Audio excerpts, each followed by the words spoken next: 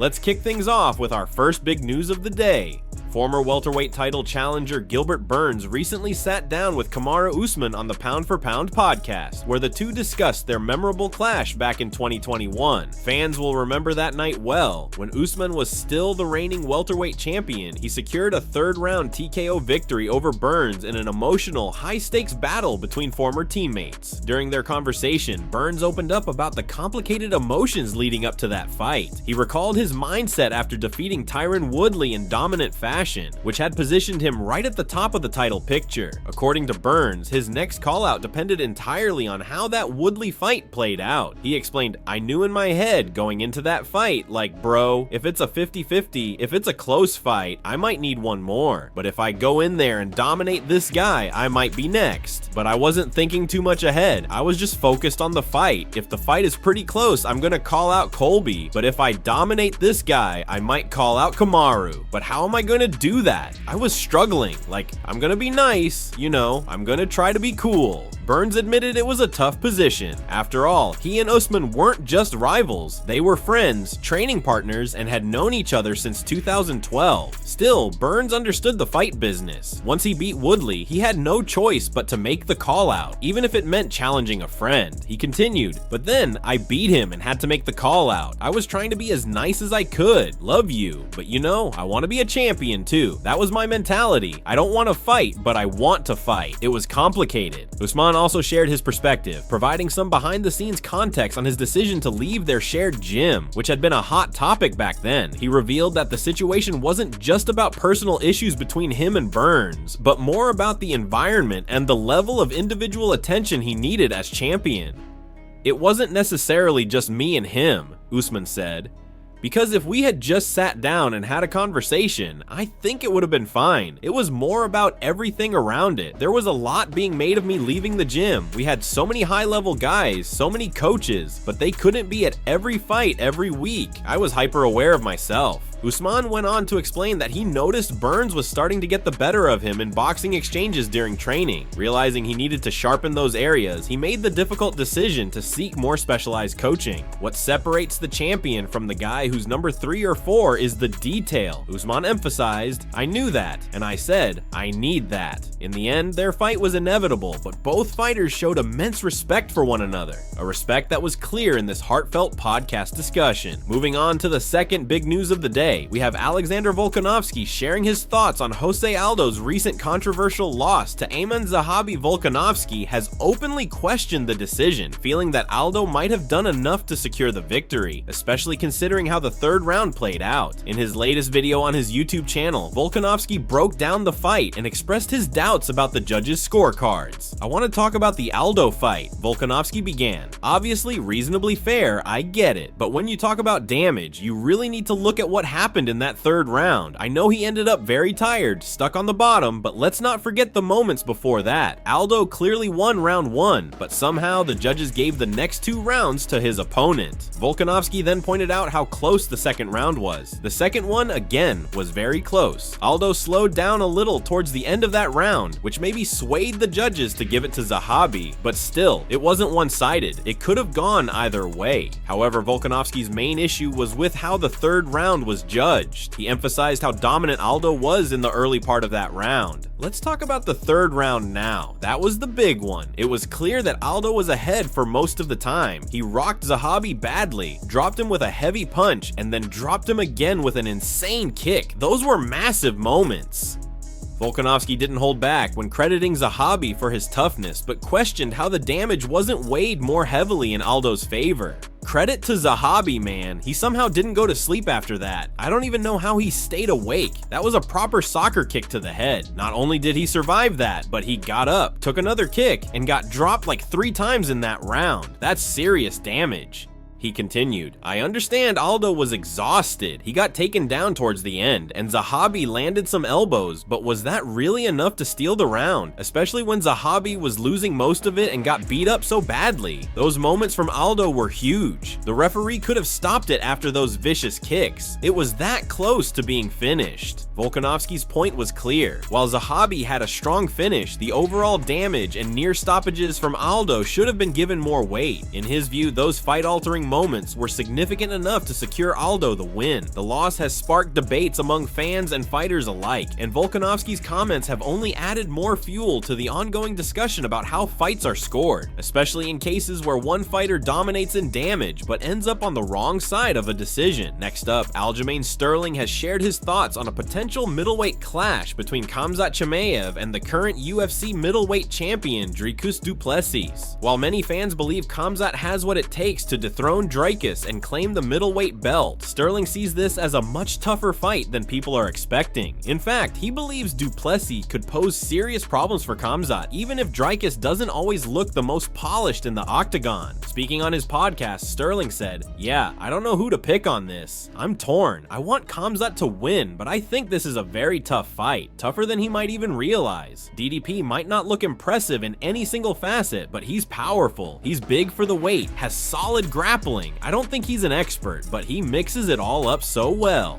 Sterling's point here is that Dricus du Plessis might not have the flashiest striking, the most technical grappling, or the smoothest footwork, but what he does have is an ability to blend his skills together effectively. His style is awkward, unconventional, and at times looks sloppy, but somehow it just works for him. Time and time again, Dricus has surprised people by beating opponents who were considered more skilled on paper. He continued, "He does stuff unconventionally, but it just works. Clearly it's working for him. I don't think everyone could fight like Dricus and have the same success, especially not in my weight class. His style is unique to him. He's got this crazy gas tank, he's tough as nails, and he doesn't get discouraged when things don't go his way early. That's dangerous for someone like Kamzat, who usually overwhelms people quickly." Sterling also touched on how he hopes the fight plays out. "I hope they grapple, make it a fun grappling fight, then maybe decide to strike. It could look like Usman versus Colby 1. Two high-level grapplers just saying, F it, let's strike and figure it out. That would be wild. Both of these guys can grapple, but if they end up trading shots, it's going to be absolute chaos." Finally, Sterling admitted that his heart and his head are in two different places when it comes to predicting the winner. "I'm going with Kamzat. I feel like I shouldn't, but I want him to win. Who do I think will win? Probably Dricus, but I want Kamzat to win. It's like the Bo Nichols situation. I wanted Bo to win, but I just didn't think he was going to get it done." In the end, Sterling believes Kamzat has the skills to beat Dricus, but he also recognizes the unique challenges du Plessis brings to the table. It's a clash of styles, power, and grit, and Sterling isn't underestimating how difficult this matchup could be for Chimaev. Moving on, there's some interesting drama unfolding in the light heavyweight division. Magomed Ankalaev, one of the top contenders, is currently struggling to find an opponent for the upcoming international fight week. Despite being one of the most dangerous fighters in the division, it seems no one is eager to step up and face him. Notably, both Alex Pereira and Jerry Prochazka have reportedly turned down the opportunity to fight him.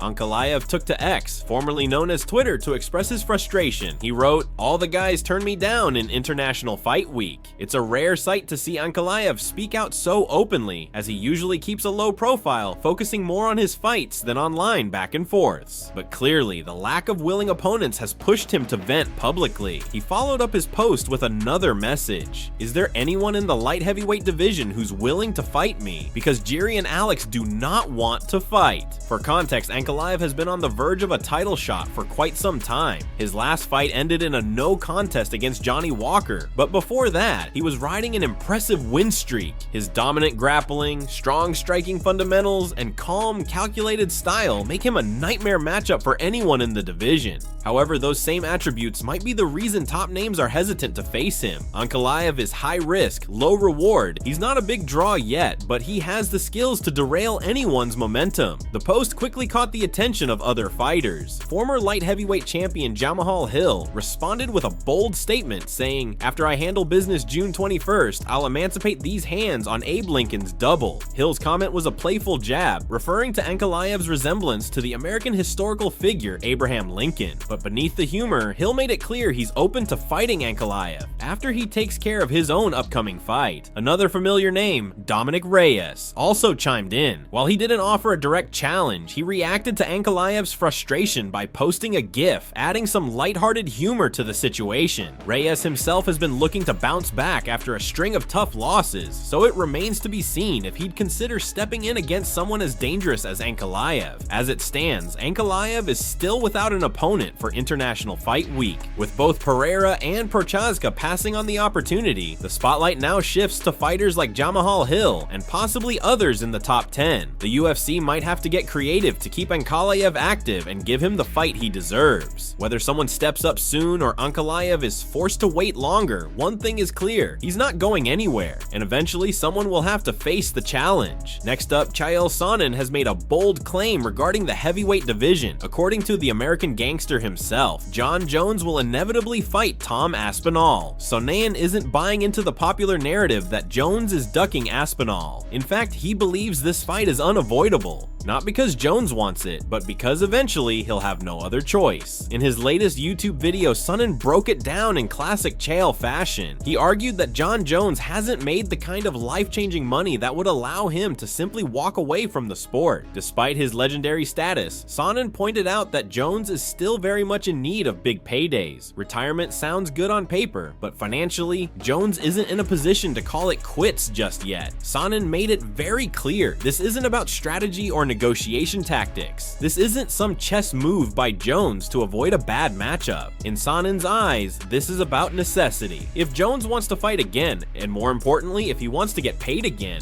his path leads directly to Tom Aspenol. There's no real evidence that Jon is ducking Aspenol, Sonnen said. The choice is simple: fight Aspenol or don't fight at all. Sonnen dismissed the online chatter suggesting Jones is purposely avoiding the fight. He believes that when the dust settles, Jones will be back in the octagon facing Aspenol whether he likes it or not. The situation is becoming increasingly frustrating for fans. What was once the most anticipated heavyweight showdown has now become a drawn-out saga, and ironically, it's entering the history books, but for all the wrong reasons. After defending his interim title against Curtis Blades last summer, Tom Aspenol has been stuck in limbo. His extended layoff recently earned him a UFC record that nobody wanted. Aspenol has now become the longest reigning interim champion in UFC history. Late last month, he officially surpassed Renan Barão's previous record of 534 days as interim champ. However, this milestone says more about UFC matchmaking delays than Aspenol's personal accomplishments. It's not a reflection of inactivity by choice. Rather, it's the result of a stagnant division and unresolved business at the top. In a recent YouTube interview with Demetrius Johnson,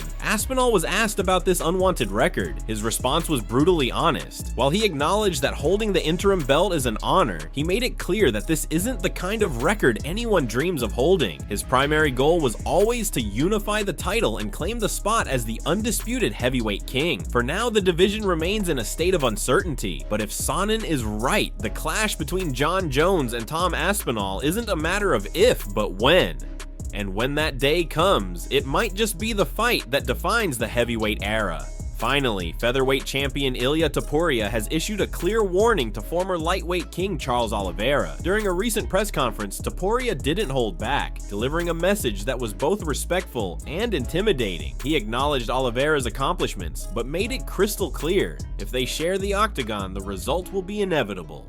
To be honest, I feel very sorry for Charles, Topuria said with a confident smirk. But at the end of the day, this is my job. This is what I do. I'm going to fulfill yet another dream, becoming a champion in another division. The result will be the same as always. I always come out on top. He has to pay for Islam Makhachev. Those words weren't random. Topuria's reference to Islam Makhachev reflects a brewing rivalry between divisions. While Islam defeated Charles decisively, many believe Topuria represents a new wave of challengers who could shake up the lightweight hierarchy. For Ilia, beating Oliveira isn't just about adding a big name to his resume. It's about sending a message to the entire lightweight division, including Makhachev himself. Topuria's confidence comes from his undefeated record and his dominant rise in the featherweight division. After dismantling Alexander Volkanovski to claim the featherweight belt, Ilia's ambitions have only grown. He's openly talked about his desire to become a two-division champion, and Charles Oliveira might be his his first step toward that goal. However, defeating Oliveira is no small task. Despite his recent loss to Makhachev, Charles remains one of the most dangerous fighters at 155 pounds. With his elite jiu-jitsu, slick striking, and a knack for thriving in chaotic fights, Do Bronx has proven time and again that he can overcome adversity. The question is, can he handle the pressure, power, and precision of a surging Ilia Topuria? For fans, this potential matchup is fascinating. It pits the old guard of the lightweight elite against one of the most hyped new champions in the sport. Topuria brings a relentless forward style, heavy hands, and underrated grappling, a combination that could either overwhelm Oliveira or get him tangled in the Brazilian submission game. The narrative is also personal. By saying Oliveira has to pay for Islam Makhachev, Topuria is setting the stage for a future super fight with the lightweight champion. But first, he needs to prove he belongs in that conversation by taking out a legend like Charles. Whether you see Topuria's words as confidence or disrespect, one thing is clear. He's not here to play games. He wants to make history, and Charles Oliveira is directly in his path. But what do you think? Will Ilia Topuria continue his reign of dominance and add lightweight gold to his collection? Or will Charles Oliveira remind everyone why he's one of the most dangerous lightweights in UFC history? Let us know your predictions in the comments below. Who takes this one? The undefeated Ilia Topuria or the always dangerous Charles Oliveira?